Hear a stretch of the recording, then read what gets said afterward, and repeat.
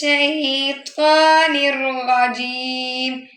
بسم الله الرحمن الرحيم. الرحمن علم القرآن خلق الإنسان علمه البيان. الشمس والقمر بحسبان والنجم والشجر يسجدان. والسماء رفعها ووضع الميزان ألا تطغوا في الميزان وأقيموا الوزن بالقسط ولا تخسروا الميزان. والأرض وضعها للأنام فيها فاكهة والنخل ذات الأكمام والحب ذو العصف والريحان. فبأي آلاء ربكما تكذبان.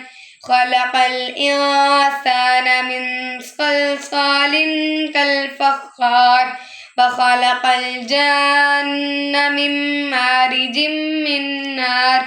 فبأي آلاء ربكما تكذبان.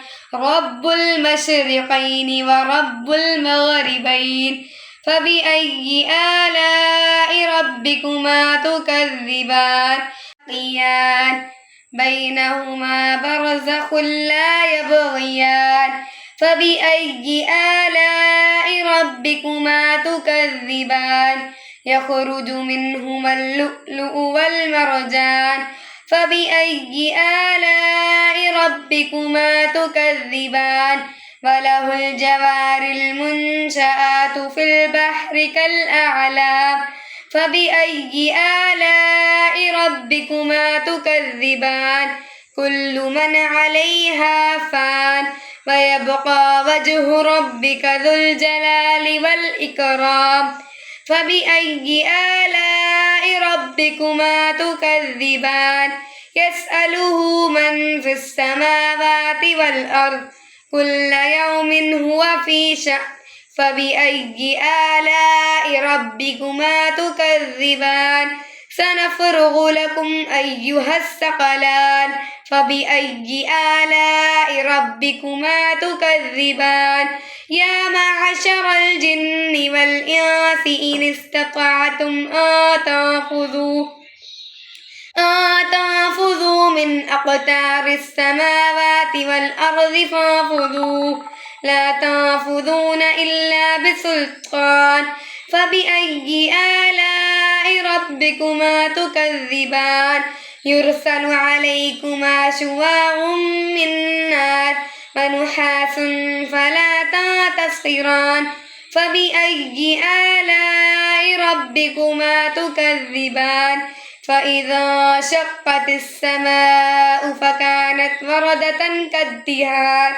فبأي آلاء ربكما تكذبان. فيومئذ لا يسأل عن ذنبه إنس ولا جان. فبأي آلاء ربكما تكذبان. يعرف المجرمون بسيماهم فيؤخذ بالنواصي والأقدام. فبأي آلاء ربكما تكذبان. هذه جهنم التي يكذب بها المجرمون يطوفون بينها وبين حميم آن. فبأي آلاء ربكما تكذبان. ولمن خاف مقام ربه جنتان. فبأي آلاء ربكما تكذبان. ذواتا أفنان. فبأي آلاء ربكما تكذبان. فيهما عينان تجريان. فبأي آلاء ربكما تكذبان. فيهما من كل فاكهة زوجان. فبأي آلاء ربكما تكذبان. متكئين على فرش بطائنها من استبرق وجنى الجنتين دان. فبأي آلاء ربكما تكذبان.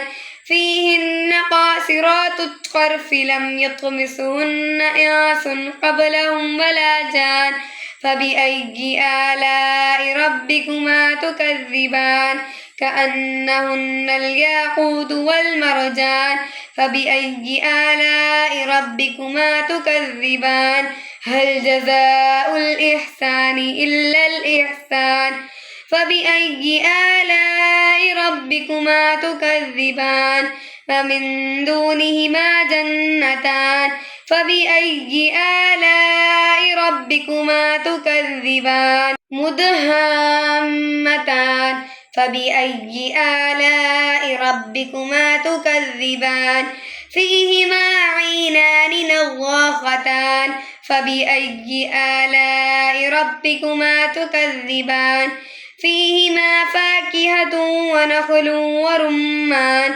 فبأي آلاء ربكما تكذبان فيهن خيرات حسان فبأي آلاء ربكما تكذبان حور مقصورات في الخيام فبأي آلاء ربكما تكذبان لم يطمثهن إنس قبلهم ولا جان فبأي آلاء ربكما تكذبان متكئين على رفرف خضر وعبقري حسان فبأي آلاء ربكما تكذبان تبارك اسم ربك ذي الجلال والإكرام